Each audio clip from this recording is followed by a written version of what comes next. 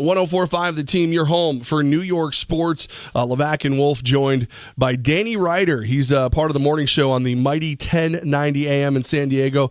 Danny, first of all, we love that you have time for us, but everyone hates you because you live in the most perfect weather capital of the world. Well, if it makes you guys feel any better, I'm from Chicago originally, okay, so I know right. what it's like to be where you guys are. We get similar weather there, but it's funny. People here are so spoiled. They think it's cold when it's 60 out. I mean, they have no idea what winter is like. You know what? You earned perfect weather. If you lived through Chicago, you definitely earned it. Mm-hmm. All right. So yeah, I was so glad to move out here. I love Chicago, but sometimes you just get tired of winter. Yeah, I hear that. We didn't even have one last year, but it's still one of those things where when I hear about San Diego, I hear of the perfect 75 with a light breeze now and then. Yeah, definitely. All right, Danny Ryder. So the All-Star Game festivities, the what was it like the past few days as Major League Baseball took over San Diego? It was great. It was a good illustration of what San Diego can do for major events. They had Fan Fest downtown throughout the weekend in the convention center. And it was really taken over. I mean, you saw fans all over the place. You could tell people really wanted to come out for this. Like we just joked about, San Diego's a real destination. People love the weather here. So it was great seeing that. I think everything they did at Petco Park was great. It was just kind of a fun feel. And right now, this is kind of a busy time for San Diego. We just had the All-Star Game. We have Comic-Con next week. And Friday's the opening of Del Mar, which is the big racetrack out here. So it's just really a big summer, 2 weeks right here, and I think the All-Star Game was a great way to kick it off. I think most of us are already missing it. See, you know what? You bring up Comic-Con, and I'm jealous of you all over again. I actually got passes this year, so I'm going in for a couple days. That's amazing. It's going to be I would just go just to see the Walking Dead trailer. Oh, yeah. It's Walking Dead. As hooked as I can get on that show, sometimes it frustrates me, but I think the cool part about Comic-Con overall is that even if you don't go in the convention center, there's so much around. You can see the actors walking around at places. I think I saw Nathan Fillion once getting off of one of those like horse carriages or something. It's just kind of a cool environment, especially for nerds like me. All right, so Danny Ryder from the mighty 1090 AM in San Diego with us right here, 104.5 The Team in Albany, New York. Now, the Home Run Derby. Some people are calling this the best Home Run Derby in history. What was it like there when Giancarlo Stanton is like peppering your city with home run balls? It was amazing. I mean, the thing people may not realize about Petco Park is that's a hard place to hit home runs. I mean, when he's almost hitting the video board, he's hitting it almost 500 feet. There aren't cheap home runs in Petco Park. So that was amazing, just how hard he kept hitting it. And even Mark Trumbo's shot that went on the top of the Western Metal Building, I mean, it was insane. It's hard for me to look back at home run derbies. I find them kind of forgettable, as many as I've seen. But that one I'll probably remember just because, Stan, I kind of thought he would have a big one, especially because he wasn't going to be in the All-Star game. But, man, he just lit up Petco Park, and he was just hitting bomb after bomb after bomb. Danny, when you're watching the All-Star game, and Dave Winfield is now the honorary mayor of San Diego, it felt like, and Will Myers is out there. What was it like at Petco Park? It was just a great energy there. You could see. I think with San Diego, you get the idea that it's kind of a smaller town, and it's a nice warm area, but it's got a lot of transplants. I'm one of them. So it's nice to kind of actually hear the energy of Padre fans. I mean, every time Will Myers was there, it was a loud cheer. Drew Pomerantz gets mentioned, loud cheer.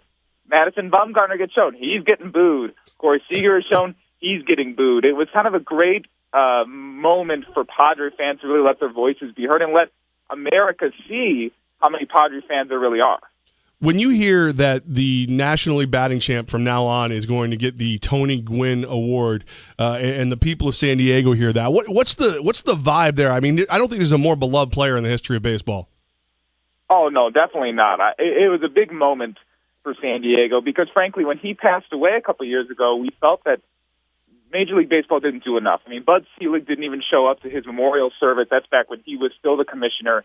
And that year at the All-Star Game, I believe that was Jeter's last year, they did so much for Jeter, and they never once in the All-Star Game took a moment to mention Tony Gwynn. And this is a guy who is so memorable. I mean, this is a guy who you can go down his numbers, some of the lack of strikeouts. I mean, the stuff he did was just mind-boggling. I mean, you just don't see that, period, especially today where guys are striking out and hitters aren't quite as dedicated as he was and quite as well-conditioned and focused. So it was great to see he and Rod Carew as well get their names placed on these awards. But I think for Gwynn, it was kind of a nice vindication for San Diego to see their beloved player finally getting his due. And I credit Rob Manfred for really spearheading that and making sure that Tony Gwynn and San Diego were taken care of. Danny Ryder from the mighty 1090 AM in San Diego right here on 104.5 The Team, Levack and Wolf. There was a lot of I don't know how to put this right, animosity, anger towards the Tenors as they changed the Canadian national anthem. Were you even aware of that? Did the stadium pick up on that when they did it? I don't think many people were. I mean, frankly, it wasn't even shown on American television. It wasn't until I checked Twitter that I saw just how, just that even something happened, and it was just crazy. You don't see that in an all-star game, and especially that they changed the words to a national anthem. I think the joke many people were making was that, man, if this was the American national anthem, they would have been in a lot of trouble. Danny Ryder with us. So, Danny, in San Diego, Comic-Con coming up. You got Petco Park. The Chargers may or may not leave you. So, a little bit of a left turn. Do you think they will go to Los Angeles, or is this something where you'll figure it out in San Diego and keep the Chargers? Well, I've been more optimistic, but the good thing for San Diego right now compared to where St. Louis and Oakland were is that they have control, San Diego, because the Chargers right now, they have a stadium that they want to get done, and they put it on the November ballot. So fans are going to be able to vote if they want the stadium here. It requires 2/3 majority to pass, which is very difficult, though that's how they got Petco Park done.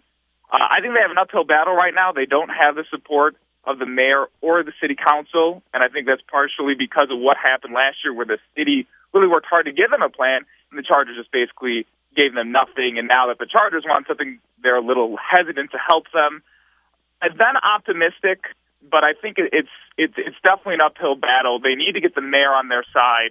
I think that'll help, and the idea that it may not actually raise taxes for the citizens, it'll raise a hotel tax, is going to be key. But frankly, if they don't get this done, I don't know if LA is really the right choice for them, because if they can't get a stadium done here, does anyone really want them? Now, one of the rumors, potentially, now the Raiders with Vegas and whatever, but the Raiders are the team that really have no home. If the Chargers did leave San Diego, is there any way on God's green earth the people of San Diego would welcome the Raiders there? I think they would. I think there are plenty that are hesitant and said that they wouldn't, but I think they would like football in San Diego. And if you have an owner who wants to be here, I think that really makes a big difference. And Al Davis had ties here. He was a wide receiver coach here. He helped induct Lance Allworth into the Hall of Fame. So there's a Raider connection here. They have a lot of fans here. San Diego's also close to Mexico, so it's another big population right there that the Raiders can reach, and that's a big logo right there. They have a big brand. I think it's definitely a possibility, but I have a feeling the Raiders are more likely to go to Vegas right now than San Diego.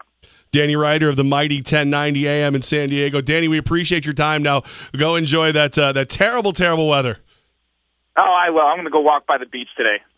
Oh, it hurts so bad. Thanks, Danny. We appreciate you. Yeah, anytime.